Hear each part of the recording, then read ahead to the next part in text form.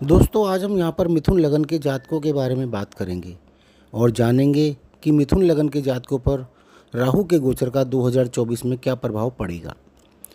दोस्तों सभी जानते हैं कि राहु की स्थिति केंद्र में बहुत अच्छी मानी जाती है। केंद्र में राहु को योग कारक माना जाता है और 10वें भाव के राहु को तो कहा जाता है कि राहु जिसका 10 में दुनिया उसकी बस में। दशम भाव में राहु का गोचर बहुत ही शुभ माना जाता है। मिथुन लगन के जातकों की कुंडली में राहु का गोचर दशम भाव में हो चुका है। अब हमें यह देखना है कि गुरु और शनि की राशियां किन भावों में पड़ रही हैं, क्योंकि राहु गुरु की राशि मीन में प्रवेश करेंगे तो गुरु के अनुसार ही फल देंगे और गुरु जिन भावों के स्वामी हैं उनके फल देंगे और शनिवत राहु होने के कारण शनि के दोनों भावों के भी फल देंगे। सबसे पहले राहु की बात करते हैं। दशम भाव के राहु आपके कार्य क्षेत्र में इतनी तेज़ी से उड़ान भरेंगे जैसे कि उसे पंख लग गए हों, क्योंकि दशम भाव आपके कार्य क्षेत्र का है, कर्म का है, आपके मान सम्मान और प्रतिष्ठा का है, आपके पिता के धन का है और राहु केंद्र में स्थित होकर आपको राजयोग देने वाले हैं। तो सबसे पहले तो वह आपके व्यापार या नौकरी में आपको बहुत ही तेज़ी से उन्नति देंगे। राहु क्योंकि हर कार्य अचानक से करते हैं तो वह आपको अचानक से प्रमोशन या अचानक से कोई बड़े ऑर्डर्स आदि दे सकते हैं, जिसमें आप दिन दूनी और रात चौगुनी तरक्की करेंगे। जॉब में मनचाहा ट्रांसफ़र या प्रमोशन भी दे सकते हैं।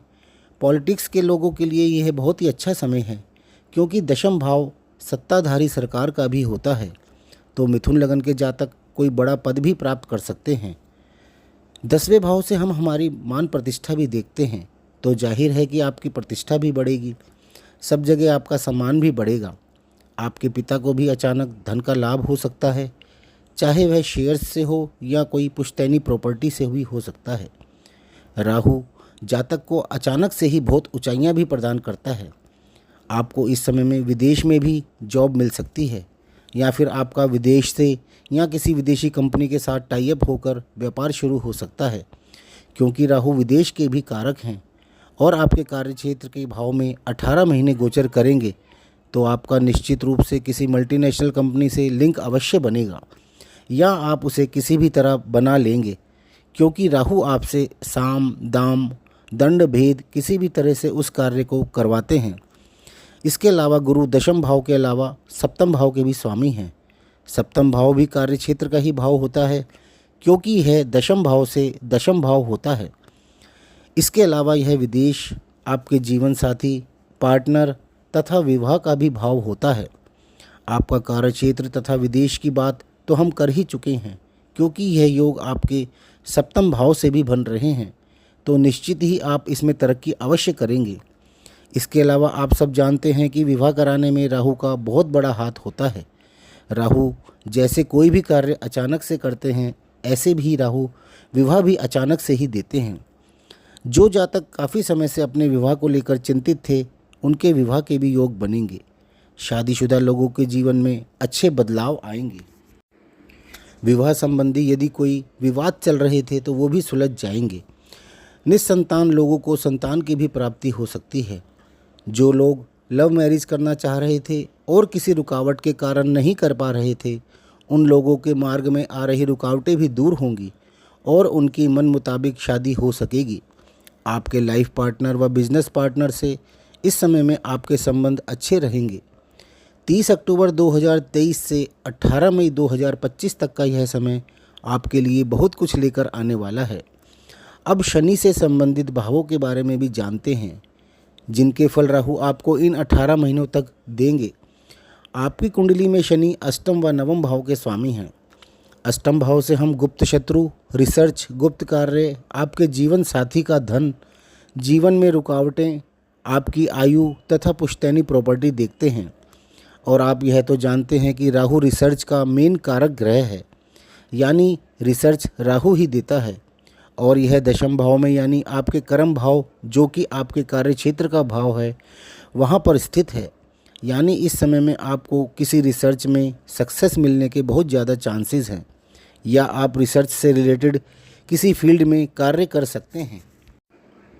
अंडरग्राउंड कार्यों से रिलेटेड कार्य कर रहे लोगों के लिए भी यह बहुत अच्छा समय है। आपके अचानक धन प्राप्ति के या प्रॉपर्टी मिलने के भी योग बनेंगे। आपको पुरखों की प्रॉपर्टी से अचानक कोई बड़ा शेयर भी मिल सकता है। आपके गुप्त शत्रु भी सक्रिय हो सकते हैं। यहाँ थोड़ा सावधानी रखें तथा हर कार्य को बड़ा ध्यान से करें। आपके जीवन साथी को भी अचानक धन या प्रॉपर्टी का लाभ हो सकता है। आपको भी ससुराल पक्ष से लाभ हो सकता है, क्योंकि यह भाव आपकी ससुराल का भी है। आपके ससुराल में किसी का विवाह हो सकता है। इसके अलावा शनि नवम भाव के भी स्वामी हैं, जिसके फल हमें इस समय में मिलेंगे। नवम भाव से हम भाग्य, पिता, धर्म, भविष्य, विदेश यात्रा, उच्च शिक्षा आदि का विचार करते हैं। राहु के भाग्य भाव के फल देने का अर्थ यह है कि भाग्य के दरवाजे आपके लिए खुल जाएंगे। इस समय में आपको भाग्य का पूरा साथ मिलेगा और आप आसानी से सब चीज़ों को हासिल कर सकेंगे। आपको आश्चर्यजनक रूप से अपने पिता का भी साथ मिलेगा, चाहे वह उच्च शिक्षा से संबंधित हो या विदेश यात्रा से संबंधित हो या फिर आपके प्रेम विवाह या विदेश में विवाह से संबंधित हो। आपके पिता आपके हक में अपने सारे प्रयास करेंगे। आप अपने भविष्य से संबंधित कई महत्वपूर्ण व बड़े डिसीजंस लेंगे तथा उसे अंजाम तक भी पहुंचाएंगे। अधिक उम्र के व्यक्तियों के लिए यह धार्मिक यात्राओं का भी समय है। आप तो जानते हैं कि राहु गंगा स्नान के भी कारक हैं। आप इस समय में कई तीर्थ यात्राएं व गंगा स्नान आदि भी कर सकेंगे। धार्मिक कार्यों में आप कई प्रकार से अपना योगदान देंगे। दान, पुण्य, भक्ति तथा सामाजिक कार्यों में आप अपना काफ़ी समय व्यतीत करेंगे तथा तन मन धन से अपना योगदान देंगे। जो स्टूडेंट्स हैं वो अपनी हायर एजुकेशन के लिए देश या विदेश में जाकर आगे बढ़ सकेंगे। राजनीति में सक्रिय लोगों के लिए यह निश्चित रूप से तरक्की व पद प्राप्ति का समय है। आपके मान प्रतिष्ठा व सम्मान में भी वृद्धि होगी। गवर्नमेंट जॉब पाने वालों के लिए भी यह समय बहुत अच्छा है। तो कुल मिलाकर मिथुन लगन के जातकों के लिए यह समय बहुत ही अच्छा जाने वाला है। तो दोस्तों, आपको यह वीडियो अच्छा लगे तो इसे लाइक ज़रूर कर लें और हमारे चैनल को भी सब्सक्राइब कर लें, ताकि आपको हमारे सारे वीडियोज़ का नोटिफिकेशन मिलता रहे। और हमें कमेंट कर ज़रूर बताएं कि आपको हमारा वीडियो कैसा लगा। धन्यवाद।